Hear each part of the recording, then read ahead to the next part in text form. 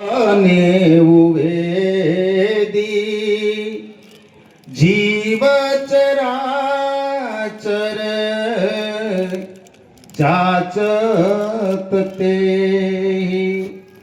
તુલસીદાસજી મહાત્માએ કહ્યું રામચરિત માનસમાં 84 લાખ યોની અને એમાંય તે મન અને બુદ્ધિ જેને સ્વતંત્ર આપી દીધા પરમાત્માએ એ માનવ જાત માણસ નરનું શરીર અને એમાંય સાધુનું દેહ આ તો દુર્લભ કહેવાય. દુર્લભમ ત્રયમે વેદત દેવાનુગ્રહ હેતુકમ મનુક્ષત્વમ મુમુક્ષત્વમ અને સંત સમાગમ છે દુર્લભમ. ત્રણ વસ્તુ દુર્લભ છે. પેલો માનવનો દેહ અને અમે હમણાં આપણે ગોરધનભાઈ ને ત્યાં કે કોની ત્યાં બેઠા હતા દેવરાજભાઈ અમારો સાધુ સંતોનો અત્યારે ઉતારો દેવરાજભાઈ ને ત્યાં